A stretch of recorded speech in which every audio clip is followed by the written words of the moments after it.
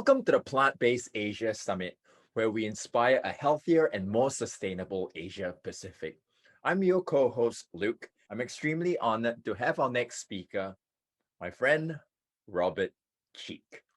Robert is a New York Times bestselling author, motivational speaker, and 2 times champion natural bodybuilder. He's also the founder of Vegan Bodybuilding and Fitness. Welcome, Robert, and thank you so much for joining us today. Thank you, Luke. It is a pleasure to be talking with you today. We go back a long time, and it's an honor to be working with you in any capacity. So thank you for having me, and it's great to be here. You were the one that kind of paved the way to where I am today. So I must thank you as well for being a friend and being an inspiration for all these years. And I mean, right now you are, as I shared earlier, your introduction, New York Times best-selling author. That is a heavyweight title right there. So firstly, I want to congratulate you for all your decades of hard work to come to where you are today. So what has the response been like since the release of the Plant-Based Athlete? Yeah, thanks, Luke. I mean, it's been kind of wild. You know, I've been on this journey my entire life since I was in the 3rd grade, 8 years old, wanting to be a writer. I self-published books for a decade. I drove around the country. I slept in my car. I gave presentations to 3 people in the audience, 5 people in the audience, worked my way up. I had to learn a lot along the way. And sure enough, I ended up selling a lot of books after a while, just with a lot of work ethic and hanging out in this plant-based nutrition crowd with Dr. Campbell and Esselstyn and Forks Over Knives and Michael Greger and Brenda Davis and just a great community. And so I invited my friend Matt Frazier from No Meat Athlete to co-author this book with me. It's a book that I actually wrote a proposal for in 2013, almost got a publishing deal, but didn't quite get one, put it on the back burner for a while, brought it back in 2018, traveled across the country to meet with Matt and said, hey, what do you think about a book that tells the compelling stories of the world's greatest plant-based athletes? It's not your story. It's not my story. It's all these stories of the Brendan Braziers and Fiona Oakes and Rich Roll and Scott Jurek and Christine Vardaros and Megan Duhamel and all these great athletes. And, and have something that is a mainstream book that's like the book on being a plant-based athlete, a how-to book. And he said, sure, I'm in. I'm in. So we got to work. We went to work. We landed a publishing deal with the world's 2nd largest publisher, HarperCollins. And we spent a couple of years writing this book. And I conducted all the interviews myself. I interviewed about 60 world-class plant-based athletes, a dozen Olympians, a dozen world champions, dozens of professionals and elite athletes, and told their stories and collected recipes from them and day in the life samples of what they do from morning to night. And the response has been incredible. As you mentioned, we became a New York Times bestseller, which is incredibly hard to do. That was our goal from the very get-go. It's a very lofty goal. And it's not something you have a lot of control over. You do the best you can and see if you make it. And that was our goal, though, and we achieved it. We ended up number 4 on the New York Times bestseller list. We became a number 1 international bestseller, finishing number 1 in Canada, a Publisher's Weekly bestseller, and we were number 1 Amazon bestseller in 4 categories: the number 1 nutrition book, the number 1 fitness book, the number 1 sports psychology book, and the number 1 vegan diet book in the world. And at its peak, just a few weeks ago, we were the 15th best-selling book in the world, ahead of Oprah Winfrey and Barack Obama and John Grisham and Dr. Seuss and, very famous authors. And it was something that it was this feeling of this took 33 years to get here, and just allowing that to soak in a little bit and feel that what it means and what impact this book, all about following a compassionate plant-based lifestyle, what that might do for the world around us. So it's just been a really rewarding experience. And thank you for giving me a few moments to talk about the plant-based athlete, because that's pretty much all I've been talking about for months lately. Maybe you could unpack what are some common principles are there to approaching a plant-based diet for health, fitness, and performance? First of all, it's got to start with some sort of awareness of what you're doing versus what you're not doing.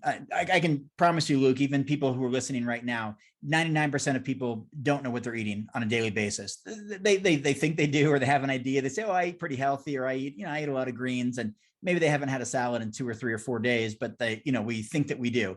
Or that we say, oh yeah, I eat plenty and, and all this. And maybe we're, in a calorie deficit without even knowing it, or consuming a calorie surplus without knowing it and leading to excess body fat, or that the diet is not as diverse as we think it is, or that our calorie intake versus expenditure is nowhere near the ratio that we thought it was. And so the first common principle for me is to understand what your calorie needs are. So how many calories do you expend every day? And that's using something called the Harris-Benedict calculator. Harris-Benedict calculator is going to factor in your gender, age, height, weight, and very importantly, your activity level. And it's going to give you a number that says, okay, Robert, you're 6 foot tall, 41-year-old male, 215 pounds, exercising 5 days a week for about an hour at a time, plus some dog walks in there. You're expending 3,100 calories per day. Now that may sound like a lot, but that's the reality of my situation, of being someone of my size and my activity. So what does that mean? What does that tell you? Well, that tells you that if I want to maintain the same weight, 215 pounds, I need to consume about 3,100 calories per day. And they need to be coming from pretty quality food sources, not a lot of processed or junk foods or heavily oil foods or whatever the case is. They want to be from really whole food sources as much as possible, the vast majority of those calories. And so if I wanted to lose weight, for example, that's the most common goal, New Year's resolution for most people, is they want to lose weight. And so what that means is that I need to expend more calories than I'm consuming. Okay, that means I need to get into a calorie deficit.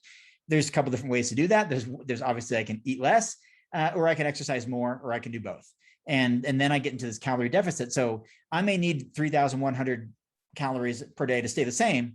But if I want to lose a little bit of weight, I may want to consume something like 2,700 calories per day, 2,600, something like that. So that every day that compounds. I'm in a deficit by 300, 400, 500 calories per day, every day over a period of time that compounds over the course of a week and weeks and months. And then you lose weight. So long as you're consuming, good quality sources and that you are consistent and accountable and transparent with that, you're not in deficit one day, but then a surplus the next, and deficit and then surplus, where then just balances out. You've got to do it for on a consistent basis.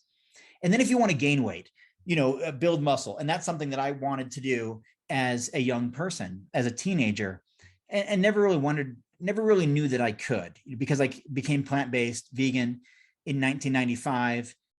Before the internet, weighing 120 pounds, wondering, is this going to work for me? Without animal protein, can I really get bigger and stronger? But then I had to understand that I had to eat in a calorie surplus. Like, that's how you put on mass. And that's how we have this obesity epidemic, mostly in the Western world, is because we eat a calorie surplus all the time from those foods I talked about, the sodas, the junk foods, the pastries, the oil-rich foods, the processed foods, the fast foods, the restaurant foods. All of that leads to a calorie excess beyond what we expend. And now we're in a calorie surplus and we put on weight. And for most of us, it's fat.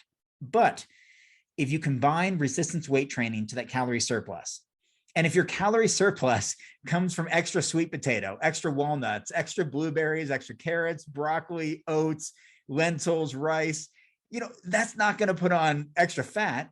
That's going to go to repair and rebuild muscle tissue and help you put on mass, as long as you're doing resistance weight training, and that you're consistent with that and you're patient and realize that over time that happens.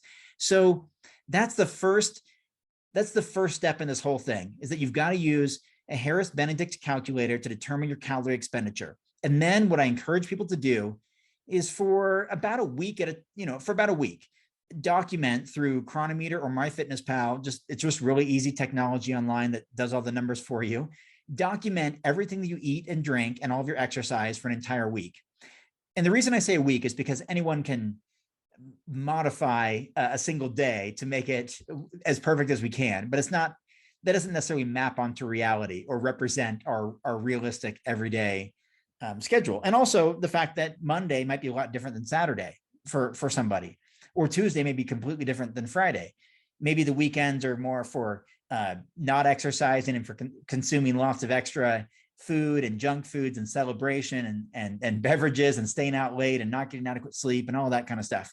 And so you've got to use a whole week to get a holistic, you know, assessment, you know, a real accurate, holistic assessment of what you're really doing on a daily basis. And it's, to me, Luke, it's one of the most eye-opening things that you can do. You learn so much about yourself. Oh, wow, I didn't realize that I'm completely addicted to caffeine, or that I eat chocolate 3 times a day, or that I've been plant-based for all these years, but I'm actually not eating leafy green vegetables all that often, or that I only eat 2 different types of fruits and I just didn't realize that, or that I eat avocado, you know, every single day, but I don't eat any berries or any nuts or, you know, whatever.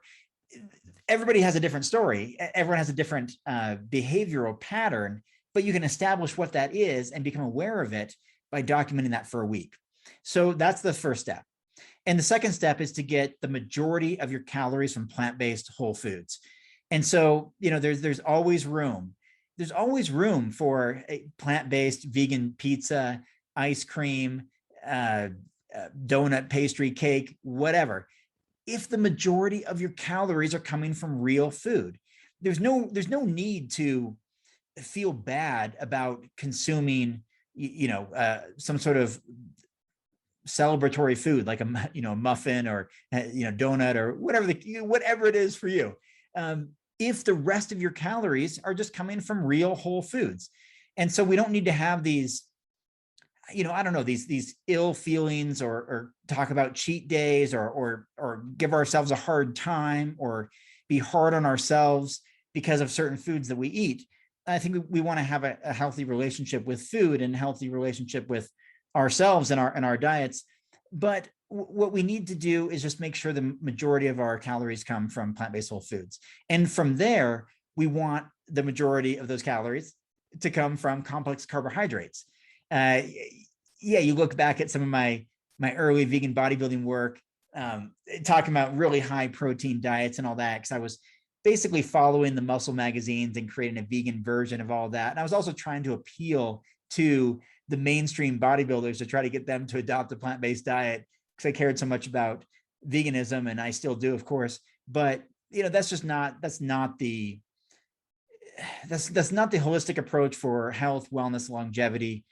What appears to be the best approach for health and wellness, longevity, and for exercise performance is to have the majority of calories coming from complex carbohydrates. So these are foods like oats and rice and beans and vegetables and fruits and potatoes, yams, sweet potatoes, mushrooms, you know, the foods that you would expect to be the foundation of a healthy diet. And the reason why is because these are the foods that have the highest aggregate nutrient density index score, the highest ANDI score, which means there's 37 different factors here that determine the most nutrients per calorie of a given food. And as it turns out, it's complex carbohydrate foods that have the most nutrients per calorie. And it's leafy green vegetables that are on top of the list. And then fruits and legumes and nuts, seeds, and grains, you know, on down the list. And so we want to make sure those are in our diets.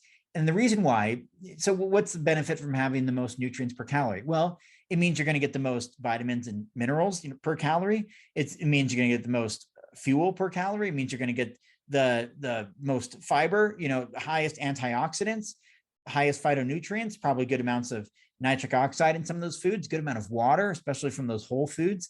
And these are the things that our body runs on. Our body runs on for fuel. Our body's mostly water. It craves carbohydrates for our brain, for our muscles, for glycogen stores, for powering us through movement and exercise and endurance and all of that. And so that's where we want the most of our calories to come from. And then, of course, we want moderate amounts of protein and fat to reach our nutritional needs in those categories. But within those, we have to look at the different types of sources of those. So when you look at protein, which most of the world obsesses about, they're just fixated on protein. You've got to look at the totality of the package of the particular protein. So if we're talking about animal protein, what you're talking about typically is baggage that comes with it. You're talking about dietary cholesterol, typically saturated fat, typically high amount of calories, you know, per serving size. and often, class 1 or class 2A carcinogens and things that can lead to damaging arteries and creating plaque buildups in arteries and creating cardiac issues and leading to being overweight and obesity through the excess calorie consumption, because typically we don't just eat a piece of meat on its own. It's usually covered in oil. It's surrounded with bread or other processed foods. There's all these condiments that are put on it. It's a package deal. It comes with all this extra baggage, including that dietary cholesterol and in very many cases class 1 or class 2A carcinogen, which makes it problematic for overall health. So we have to look at the source of the protein and what comes with it. And then when it comes to fats, same thing. I mean, we don't want to be just saying, well, I've got to put oil on everything because oil is 4,000 calories per pound, or put butter or some sort of, super calorie dense source of fat. But we can look at things like walnuts or like flax seeds or chia seeds or hemp seeds, whole foods that are going to contain omega-3 essential fats and omega-6 essential fats, other nutritional benefits, antioxidants, vitamins, minerals, things like that. And a whole food source is a great way to go for that. And so it's really, Luke, it's just understanding these principles of what do I eat, in what quantities, and why am I eating these foods? The foods that have anti-inflammatory properties, the foods that are, dark pigment in color, dark leafy greens, dark fruits that are super high in antioxidants, foods that can be classified as superfoods. Some of these different foods like mushrooms or different berries or certain leafy greens or seeds, of course, nuts. The idea that some foods are going to just pack more of a nutritional punch than other foods, and incorporating those into the diet as often as possible, having some sort of diversity in there. So those are kind of some of the fundamental approaches to understanding what your calorie needs are, where your calories are coming from, and in what quantity, and is it a surplus, a deficit, or are you roughly consuming the same? And then are they mostly coming from carbohydrates, and in what types of sources, refined carbs or whole food carbohydrates, and understanding that that we want to have most of our food coming from those sources rather than protein and fat, and that just fills out the rest of a balanced nutritional approach. And then from there, Luke, it's really just determining what some of your favorite foods are in every category and what you are willing to eat.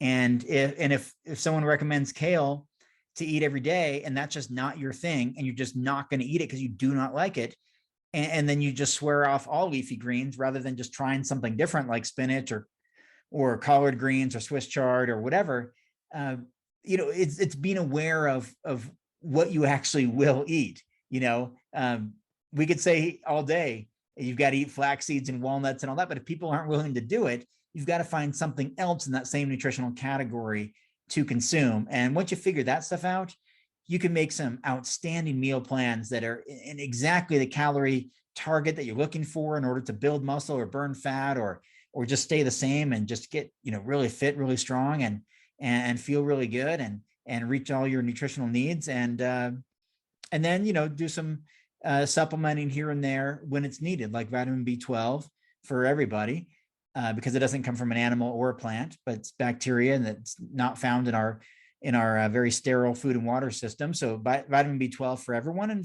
vitamin D for some, and DHA, EPA, omega-3 essential fatty acids for others, and maybe a few others, here and there based on the individual. But as long as it's mostly whole foods, you're exercising, you're doing things you enjoy, the exercise you enjoy, the food you enjoy, you should be on a good path for success.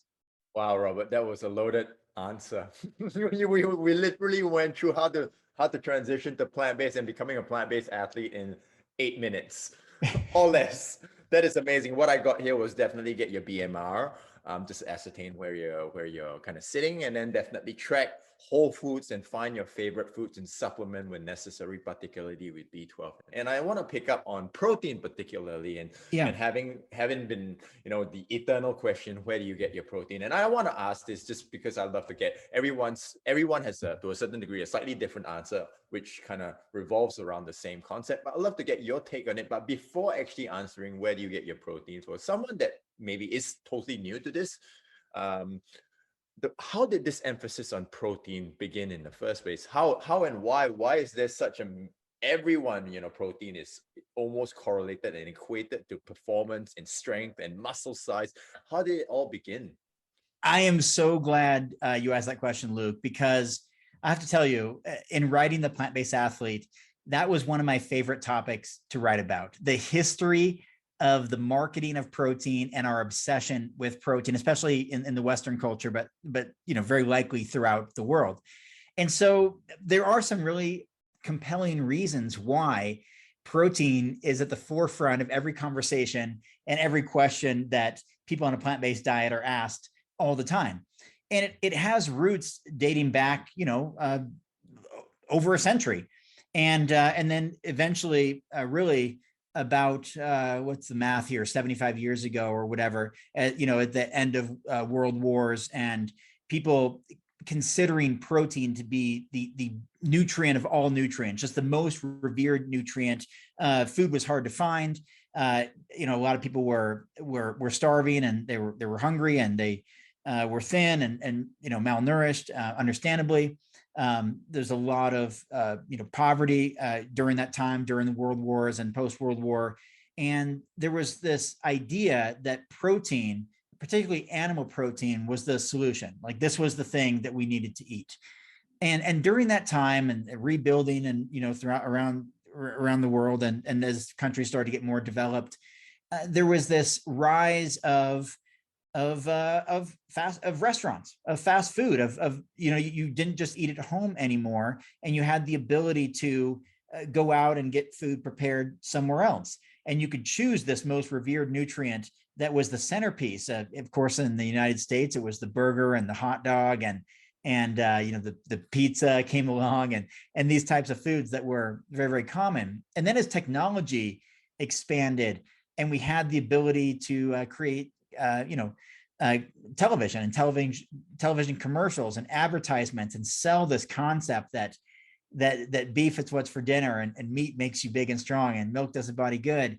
And that coincided with the rise of fast food restaurants, where there were restaurants on every corner where you could get food cheaply and really, really affordably, feed your family when money was tight, and because of government subsidies, at least here in the US, where burger was like less than $1, when normally it would cost so much more if you factored in the real cost of all the resources that go into produce the land, and raising the crops and grains, and the land itself, and raising the animals, and then slaughtering, and transporting, and refrigerating, and freezing, and packaging, and reselling, and the labor involved, and all the farm equipment to grow the crops, or to tend to the fields, and the labor from the workers, and in every part along the way. I mean, these burgers would be very, very expensive, but they're not, through government subsidies. So then we had things like TV dinners, and where you could just eat at home. We had the invention of the microwave, and you could just eat protein, big pieces of meat, within a minute. It's ready. You just put it in a microwave, or it's ready, and sit there and watch television, where then you're being marketed to go buy more of it. And so it's really been this century-long campaign that protein is so essential, which of course it is, but that animal protein is basically the only source of it, or the best source of it, and you've got to get as much of it as possible. And then it became synonymous with masculinity as well, where it was men would get into hunting, or providing protein rich meals for their family, and slaughtering animals, and farms in the 1930s, 40s, 50s, and onto modern day, where there's this idea that's tied into uh, protein consumption and masculinity. And then, from the sports nutrition world, as you know this, Luke, 1960s, 1970s came around, and Joe Weider was really growing this whole muscle building movement with his magazines. He had magazines and supplements and advertisements, and he had his, golden boy, Arnold Schwarzenegger, who I've had the opportunity to meet a number of times. He really perpetuated this idea that you've got to supplement with protein, not just eat it all day long, and not just meat, but milk and eggs, and you've got to eat as much of it as possible. But then you should supplement with it too. And so what they found was in the processing of cheese, they separating curds and whey during the cheese making process, they had this extra whey, this whey product, which is part of the protein along with casein of milk protein. And so, it's basically something they would throw away, basically something they would discard, toss, get rid of. And they thought, wait a minute, we can package this up, powderize this, and sell it to people who want to put on muscle, because obviously milk protein helps grow a baby calf from 60 pounds to 600 pounds in a short amount of time, and eventually 1,000 pounds or more. And so they started selling whey protein supplements and casein supplements, and then more and more different types of concoctions and combinations and varieties and all of that. And it turned into what is now a more than $100 billion industry that is feeding a omnivorous population. It is not vegans and plant-based people who are consuming all the supplements. There's, they come up with such a small, they make up such a small percentage of the total population and of the total supplement consumption. It's primarily people taking multivitamins because they're not eating fruits and vegetables and leafy greens and antioxidant-rich foods and vitamin mineral-rich whole plant foods. And so it's really an omnivorous audience that's consuming multivitamins like crazy, which is the number one supplement in the world. And then protein powder, I think, is number two, far ahead of omega-3 essential fats and of meal replacements or branched chain amino acids or creatine or any kind of sports nutrition product. It's protein. And, Luke, I want to just kind of finish with the protein thing by just making an observation that for most of us, and I realize it's different, maybe different parts of the world, but for most of us, we've never met anyone with a true clinical protein deficiency who had access to proper calories. Typically, the only time you'll ever find a real clinical protein deficiency is in populations that are starving, that are in food deserts, that don't get access to adequate calories. They have absorption issues, or they have eating disorders, where they're not consuming, they're not absorbing. They have some sort of eating disorder where they're just not consuming enough food. And so that's how you get a real clinical protein deficiency. Most people we've ever met, Luke, throughout all our travels, throughout our global adventures and work and relationships and jobs and sports and communities and riding the public transportation, trains, airplanes, everyone we've ever met essentially gets more protein than they need. So here is this thing, this nutrient protein, and it is important, but almost everyone we've ever met gets more than they need, yet we're being marketed this idea that we need more and more and more. And we're told that some people, including those on a plant-based diet, aren't getting enough. When even those on a plant-based diet, as long as they're reaching their true calorie needs, are by default getting all the protein they need, because our requirement for this nutrient is relatively so low. It's only 5 to 10% of our calories we need coming from protein. And that is so easy to hit, Luke, that even when I am not even trying at all, even when I'm actually I'm making an effort to avoid protein-rich foods. I'm avoiding tofu, and I'm avoiding no protein powders, and avoiding, maybe certain beans or nut butters. And I just go throughout my day and eat all the calories that I need. I still get more protein than I need when I'm even avoiding protein. It's just there. It's the amino acids, the building blocks of protein are in every food, and they're in higher quantities in certain foods. In the plant-based world, they're in higher quantities in legumes, particularly soybeans, in nuts and seeds, and nut butters and seed butters, and in certain grains, and perhaps certain root vegetables, and perhaps certain green vegetables and things of that nature. So it's something that is so easy to get. Um, it's just this idea that the marketing has been so effective, perhaps one of the greatest marketing campaigns in the history of the world, that's convinced people to consume more of something that when they already get enough of it or too much of it, and that more isn't always better. This idea of more protein has led to this increased consumption of animal protein, the dramatic rise in dietary cholesterol among these individuals, typically body fat increase, body weight increase, increase risk of all-cause mortality, possible carcinogens involved, especially in processed meats, and it's problematic. More isn't always better, and protein is important for muscle repair and maintaining muscle mass, and for hormones and lots of other functions that it has. But if that's why we go back to, if you reach your calorie needs, you'll be fine. And if you have goals of getting bigger and stronger and adding more muscle mass, you can just simply increase your total calorie intake. You don't have to just add in a bunch of extra protein in the form of powders or supplements. You just eat more of your regular food, have a little bit more oatmeal, have a little bit more of your stir fry, have a little bit more of that sandwich or that burrito or that taco or the plant-based sushi or the pho or the soup or the noodle bowl. Or just have more of it and you get more protein as a result. So yeah, it's a big question, Luke. And as far as my favorite sources, I honestly don't even think about it. I don't think about this food's high in protein, this food's not, which one do I like more? But I'll tell you, some of my favorite things to eat are like a burrito bowl or, rice, vegetable, bean bowl, stir fry, something like that. And there you're going to find the legumes, you're going to find the beans, various types, you're going to find the leafy greens, you're going to find the grains, the rice, quinoa, whatever, that's going to have a good amount of protein in that. But it's certainly not something that I seek out.